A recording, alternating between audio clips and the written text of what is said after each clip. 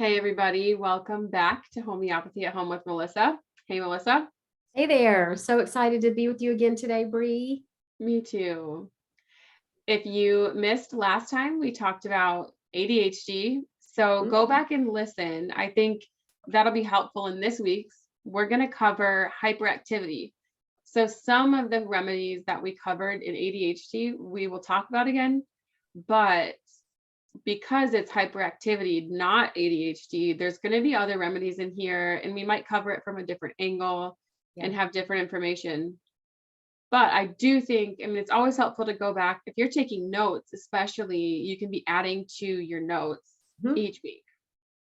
So I'm looking forward to this. I feel like if you're a mom of a young child or a school-age child, but honestly, many adults that I know are just now realizing that maybe a lot of their anxiety is actually ADHD or this hyperactivity part or certain things like that have affected their life a lot. They had no idea they had. So, and just as a side note, but kind of going along with, when you said if you're taking notes, you should be taking notes. So this is not. So, okay, you could treat this podcast I don't mean this episode, but the whole show, the podcast, as one you just listen to while you're cleaning, while you're cooking, while you're doing the dishes, while you're driving. You sure can. You can definitely do that. I love to do that. But at some point, you're going to want to sit down with your notebook and get this stuff in your notes. And remember, it's transcribed onto the blog. yeah. So you can just go to the blog and and get it from there. Somebody just recently said to me again, I really wish you would just sell your notes. And I said to her, that's basically what the podcast is. I am giving you my notes for free. If you go back, if you are taking notes, by the time when we're finished, if we ever get finished, right? Because there's so much to learn in homeopathy. You are getting my 20 plus years of notes in these podcasts. I'm giving you my notes for free. And I can vouch for that because I have access to not all of your notes, but some of this kind of notes. And this is a lot of information. So I think it's very generous of you to compile all of that and share it this way. So I love it. I want people to know how to use homeopathy. I want people to have the power and to heal and get better. I just, yeah. So, I feel, I charge for things that I really need to, and then stuff I'm just like, here, you can have it. So, because I want people to know it. All right. So let's start with Metarhinum. Metarhinum is a nosode. And if you don't know what nosodes are, it's usually a remedy made from diseased tissue or the sputum of a person who had the disease. And so the person could be a child or an adult who is hyperactive, who needs Metarhinum, might exhibit the symptoms that I'm going to go through now. They might have had a history of gonorrhea in the family. So you might not know that. If your grandfather or your dad had gonorrhea, you're likely not going to know that. That's not going to be written down somewhere. It's not going to be written family story they're talking about. Right?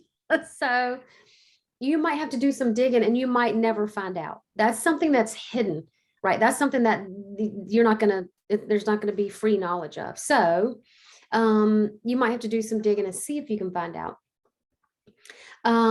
Usually this person contracted gonorrhea, got antibiotics that suppressed the gonorrhea, and then they had a child, and the child is hyperactive.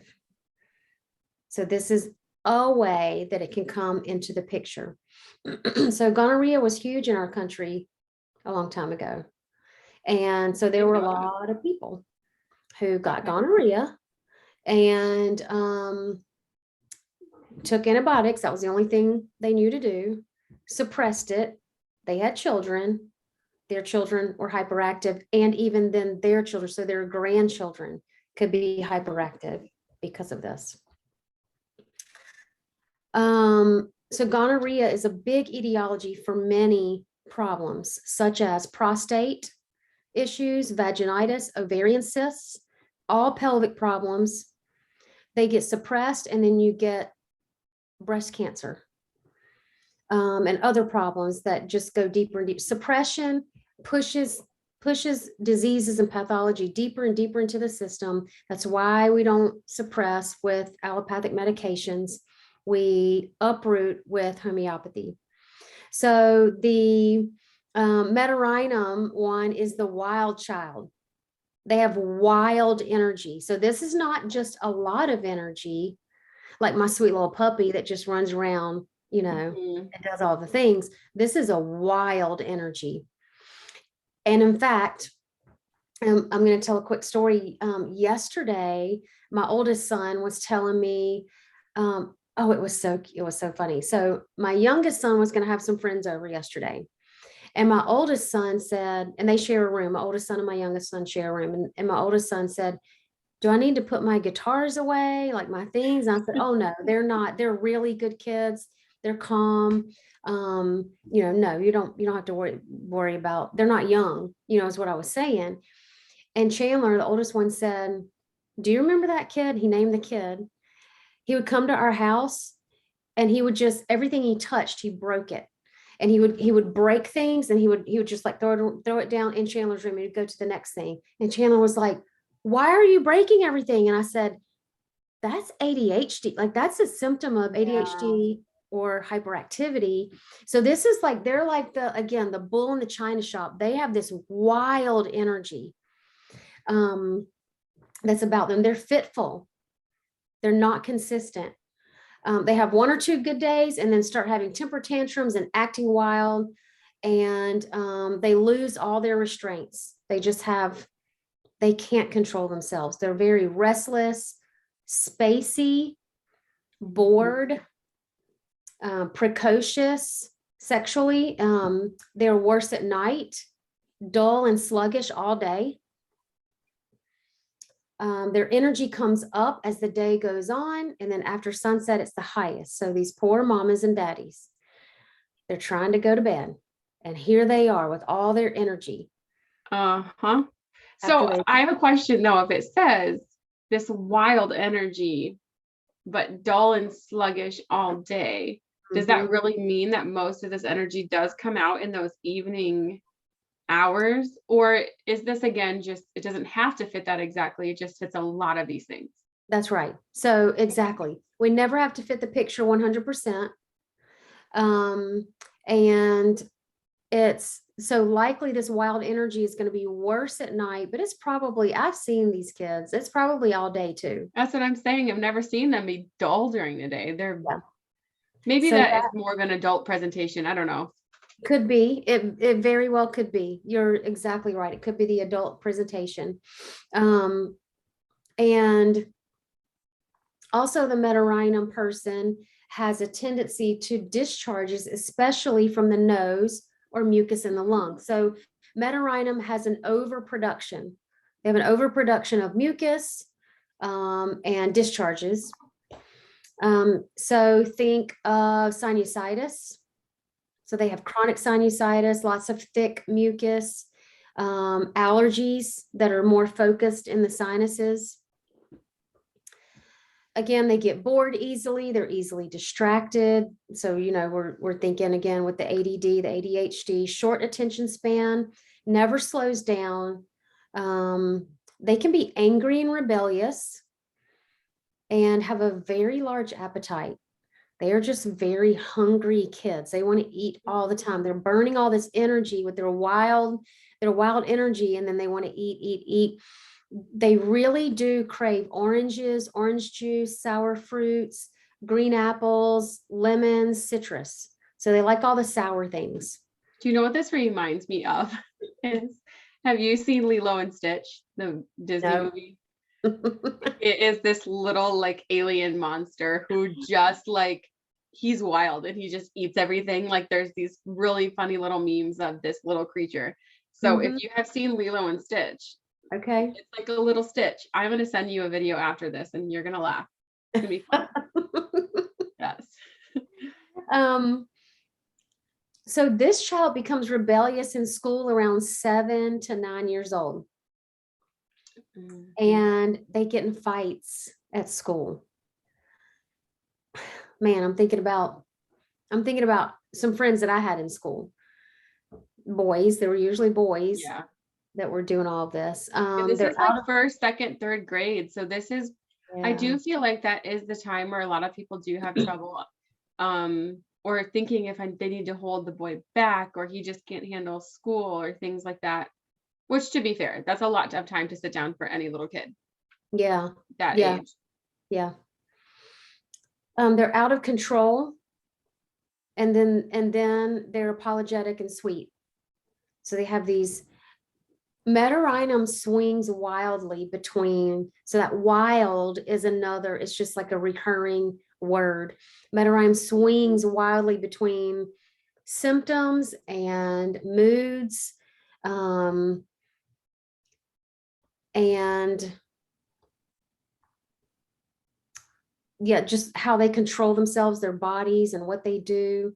So then they can't sit, in school. So their hardest time of the day is in school. And then these are the kids that get is it Adderall? Is that what it is? That's one of them. Yeah. Right. Yeah.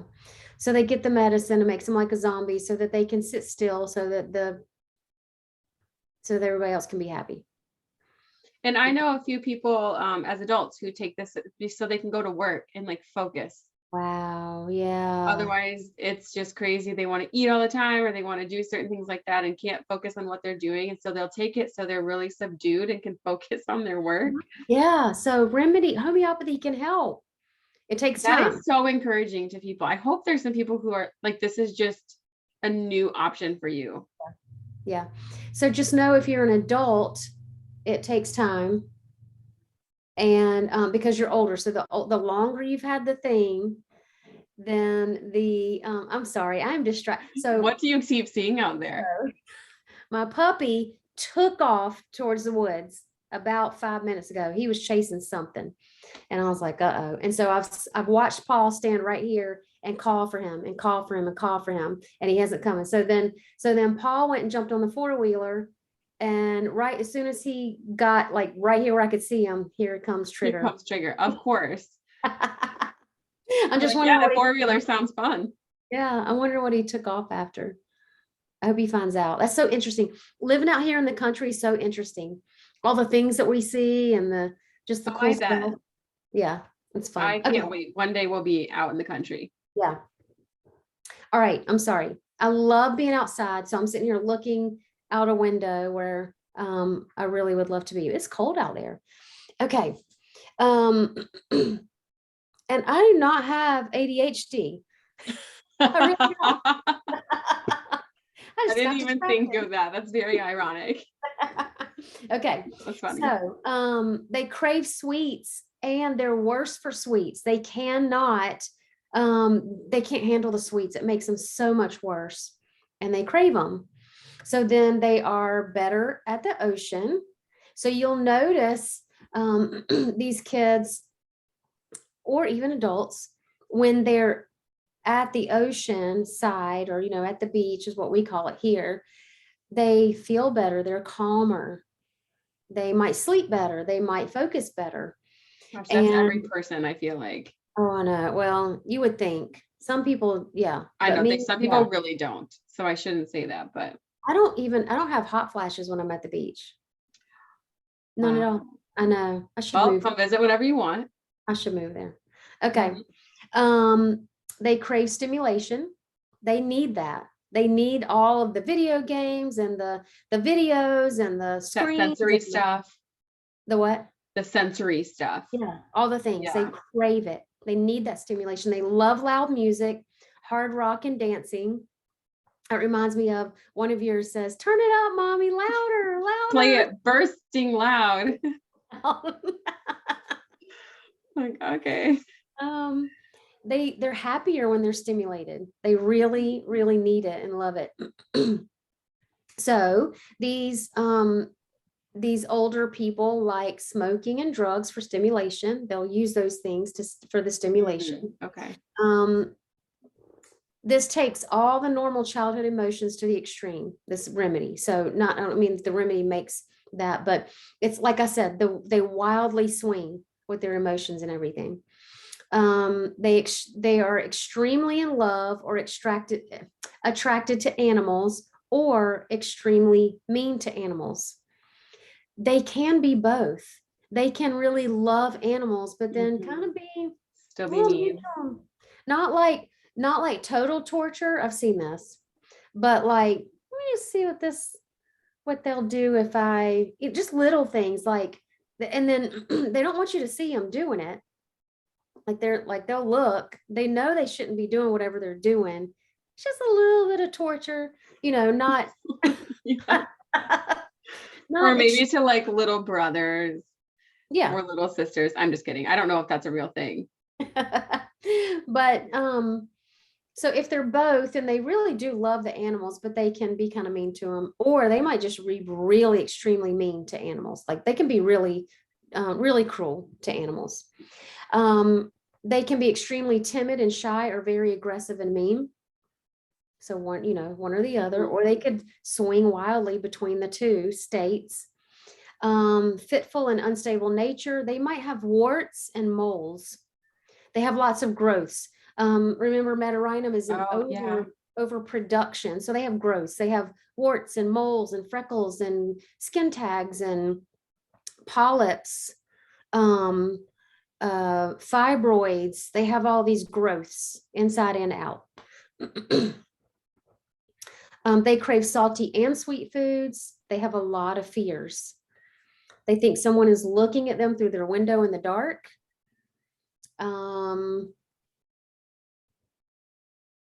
They might seem spaced out and wild, and they have a tendency towards asthma. They might sleep in the knee and elbow position, butt pointing to the ceiling. You know what I mean? It's like they've got their knees like curled up on their bellies, kind of, but their butts up in the air. Yeah, like that little baby position. Yeah.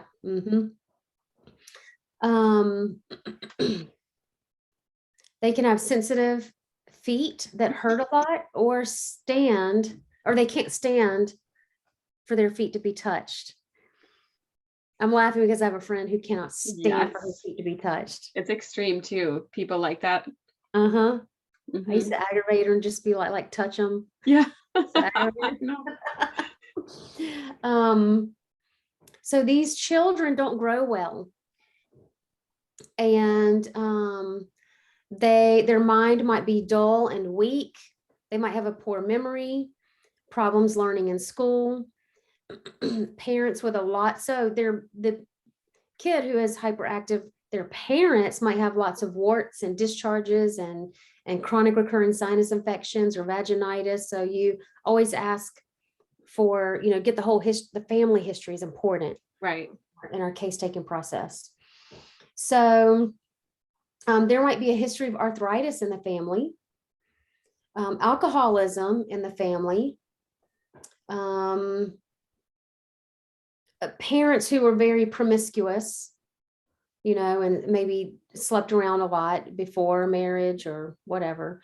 Family who did a lot of drugs. So maybe their parents did a lot of drugs, or their brothers or sisters. They might have panic attacks, and they don't care who knows who they really are. They're not trying to hide their behaviors and their things. So something I feel like I want to say, because it's been helpful as I've learned, in general, when we talk about remedies, and sometimes we say these really weird things, like they have sensitive feet that don't like to be touched. I have found that those things have always seemed super weird until you get a person or take a case or something, or you're the one feeling something and you say something very specific like that. So you might not everyone, some of those random things might not have those at all. But then you might get a person here and there who say that super weird random thing, and that fits exactly Mhm. to a remedy. Yep. And it happens more often than I've expected, where people use words or phrases that I'm like, oh my word, I remember learning that remedy and thought that was so strange or so specific. And it really is a thing. Okay, so when somebody says something very specific like that, and then it triggers your memory, you're like, wait a minute, I remember learning about that. Then if you've kept good notes, you can go to your notes and search that word or that Yes, phrase. that's the problem Find that the I've remedy. had. Yes. Take good notes, you guys. Seriously. Do the Get notes it all because somewhere. it took me too Google, long. Yeah. Google Docs or OneNote or whatever. Yep. All right. So Tuberculinum. tuberculinum. So tuberculinum is also a nosode, and it's made from the sputum of a patient with tuberculosis. They have a tendency to sore throats, colds, coughs, and bronchitis. So this hyperactive person has that tendency. And it usually skips generations. There might be two sides to the personality, so they can be very sweet and loving, and then be very mean and malicious. So this is like a almost like a double personality. They're known for their obstinance. They're very obstinate. They're persistent. They do what they want to do, no matter what the consequences are. They're hard-headed, stubborn. What are you laughing at, Bree? These remedies make me laugh because I just think of my son that we talked about. Yeah.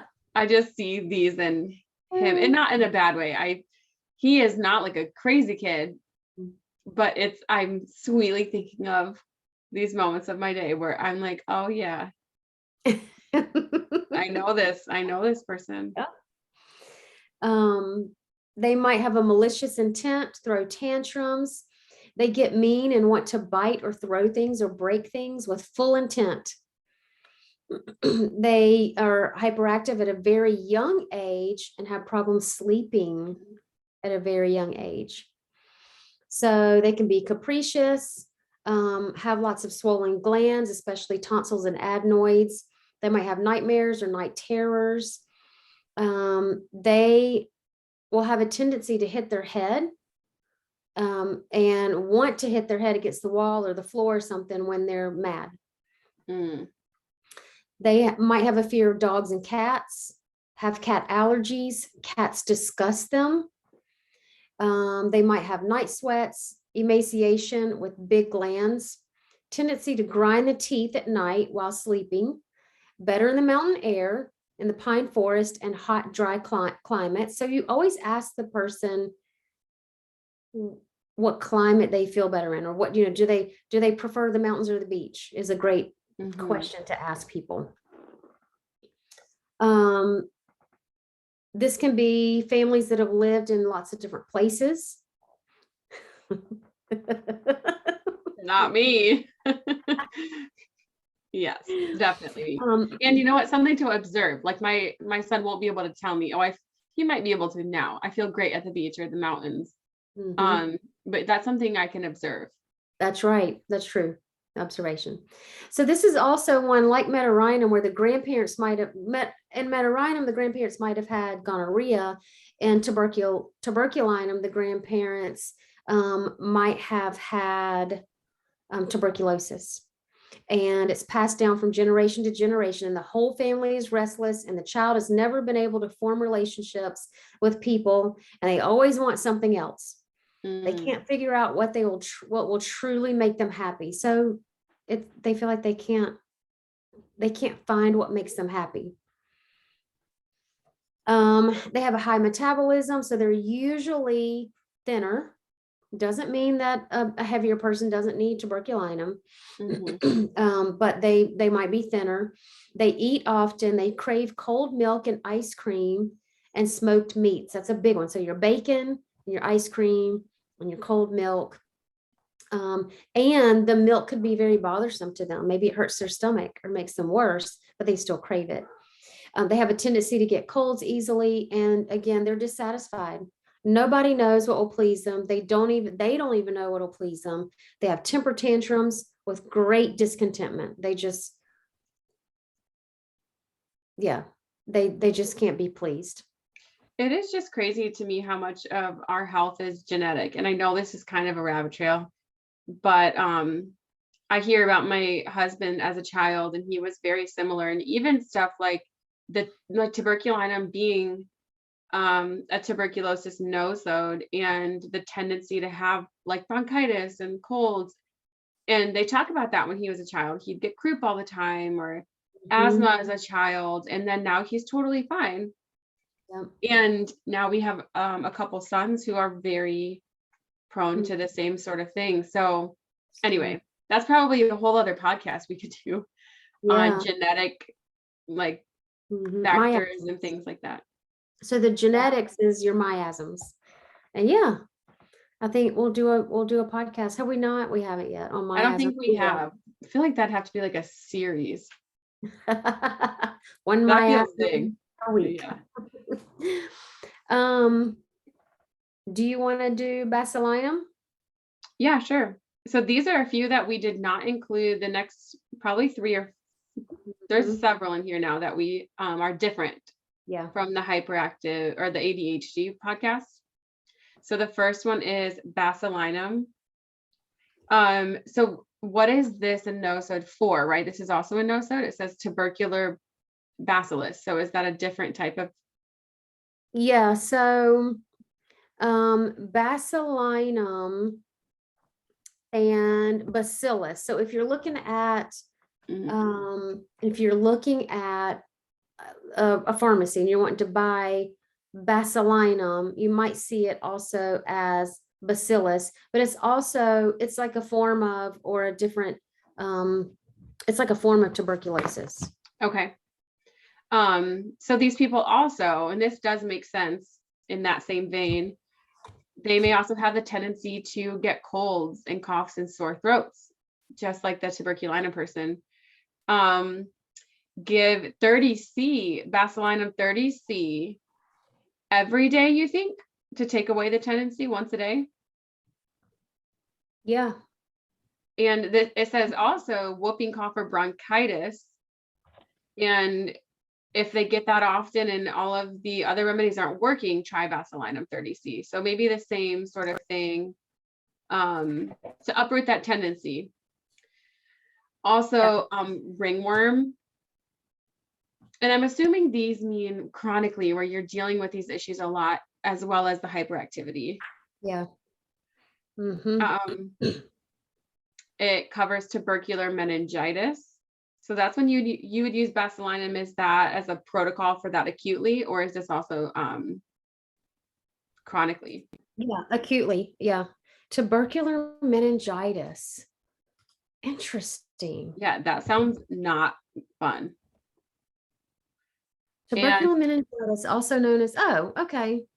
Sorry, it's the same. That is TB. Okay. Oh, okay. I Okay. didn't know that either. So you know what? Maybe there's a lot of people who didn't. Maybe you did know. Well, we didn't know that. Again, these people have a constant disposition to catch colds and may have asthma. So that is basilinum. Tubercular bacillus. Tuberculosis.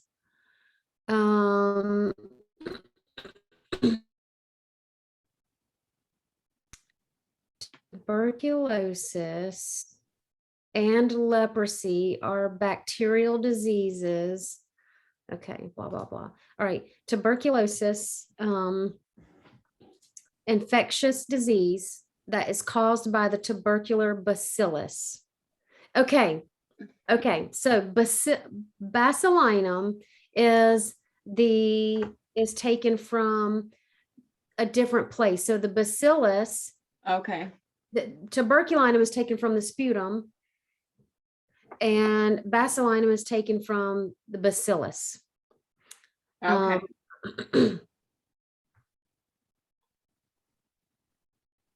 So that does make sense that there's some overlap there.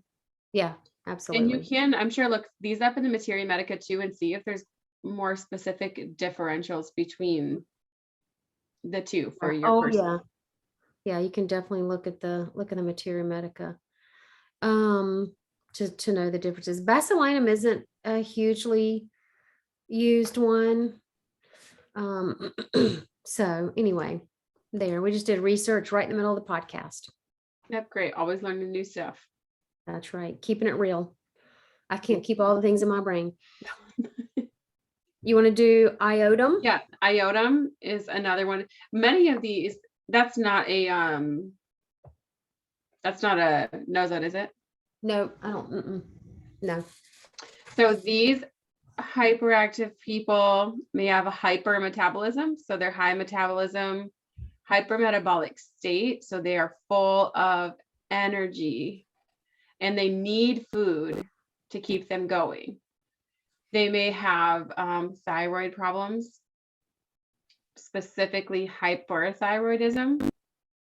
They are hot-blooded, aggravated by not eating. We call this hangry, I'm sure. And, you know, they need that food.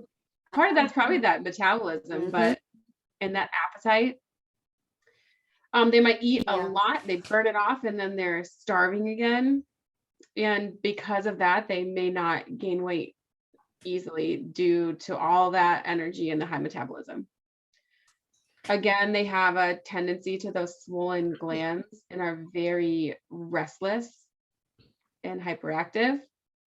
They walk fast, like they're always in a hurry. That's funny. I know people like that. They walk fast and they talk fast.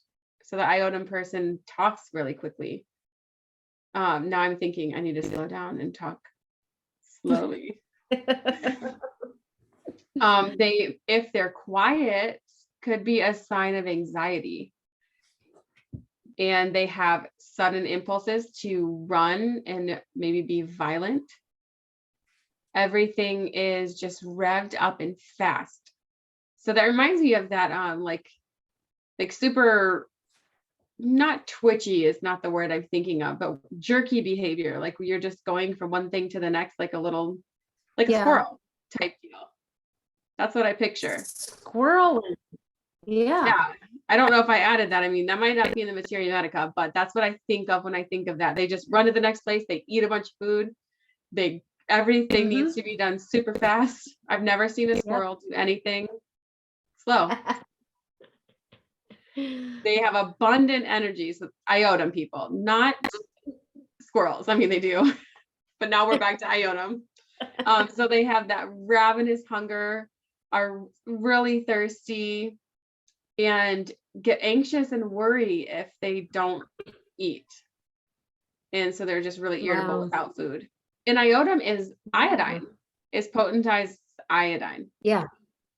That is cool. Yes. So that makes sense why it would be good for hyperthyroidism. Yeah, that is interesting. Yeah. Weight gain. Yeah. We have a few more that are pretty short. Right, yeah. The opposite of a hypothyroid is where you gain weight, right? Yeah, that's right. And hyper is you get thin. That's right. Right. Yeah. I've got my Materia Medica here, and I'm just getting the names, like what these things are in their whole form. So if you want to, do you feel like doing Yep, anacardium is the marking nut, which I have no idea what that is. I've seen a picture. It's a nut. And we're talking about Anacardium orientale. Yeah, that's right. Yes, there is another one. These people are generally very sick with really poor confidence and violent behavior. Anacardium is the main remedy for abused children, physically abused children. We had the podcast on that. Yes. And these people are, oh, you mean the abuse podcast. I was thinking about that. Yeah. Anacardium people are worse from certain foods and better from eating certain foods. And it doesn't specify, so that might be something when you are taking a case to just think about if they have really specific things. Right. If they just say make them feel better, or these always make me feel worse. Yes, absolutely. Yep. Yeah. Okay, and then stramonium is next. That's Jimson weed. Jimson. Yep, Jimson Weed. I have no idea what that is. Jimson Weed. So stramonium people are similar to anacardium, but more violent. Has animal-like eyes. Is this meaning like they're just really like intense? Yeah. That's what I'm picturing. Kind of like they are like possessed or might make animal noises. Now they might not actually do that. So you might have to, that's just a description. These people might hallucinate. They might fear dogs and be really scared of the dark. And they may see things, whether it's ghosts or spirits or monsters, whatever. I think this is also a night terror remedy. Yeah. So you might, like when you go in and your kid is just totally freaked out at night. And we have used stramonium for night terrors. You have? Yeah. So I was going to say, if you've ever seen a night terror, like when you go in there, because they're screaming, right? And you get up out of your bed to go in there. They're wide-eyed and like you think they're awake and you're like, what is wrong? And they are like usually happen crazed. around. Yeah, they are. Yeah. And they usually happen around 5 to 7 years old. So I feel like this, like reading these keynotes of it, make it sound like this is a super freaky experience. And I mean, it is for a child, but when you're saying hallucinates or sees things, we're not talking about like an actual psychotic episode here. We're talking about like, like a kid, when they see things, they think they see a monster in their closet or they're totally in a dreamland. So keep that in mind. So that is all for stramonium. And we have one more. This one always makes me laugh that it's made. You can go ahead and do tarantula. I lost my phone charger. Is your phone going to die? No, we'll be okay. We're almost done. All right. So why do they call this tarantula and not just tarantula? Like it's so... Isn't that weird? I don't know. Almost tarantula. So I wonder if that's like the real... Oh yeah, like the Latin word. Yeah. Yeah. I mean, that makes sense. That's what every other one is. And we just in English say tarantula. We really got creative with that one. Tarantula affects the nervous system greatly. This is severely hyper and their body cannot stay still. So this is your drummers, your musicians, your dancers, your people that love to dance, but especially one day, well, actually a few times recently, am I breaking up? You did just break up some. I didn't want to interrupt you, but when you said the drummers and the dancers, right after that, you broke up. Okay. Just recently I've been a few times in the same place and have seen these young people, they're younger than me, and their foot is just going. They're just sitting there and their foot's going. And that's kind of the picture. There's something there. These drummers, they just sit around and like do the air drums, and they're always moving. They're just like, it's usually their foot or their leg, they're just constantly moving. That's the tarantula nervous system. They're hyperactive, full of nervous energy, and they can't keep still. So this is extreme restlessness. They've got to keep in constant motion, and they're very sensitive to music. They love it and they're moved by it, and they're just, it gets them really excited. They're very clever. They're full of mischief and trickery. And this remedy can help the person who maybe is at hospice house, right? And they're in their last days, their last hours, and it can help them just to be soothed and calm. But also arsenicum can do that also. So if they have a real fear of dying, arsenicum can help them. And then, as believers in Jesus, we're going to be focused on like, okay, let's get our comfort from the Lord, where there's no fear in dying, and there's so much that we can do. Is she in labor? We No, both just she's not. I know. Sorry, Kelsey, you're on the podcast. She's not in labor. Okay. Yeah. So anyway, that's wonderful. So how funny this whole hyperactivity podcast. I was quite hyperactive. I was distracted a couple of times. I lost things. It's fitting. Yeah. I also was just thinking too, we always like to add in other great little things to add into your life, little baby steps or whatever. Mm-hmm.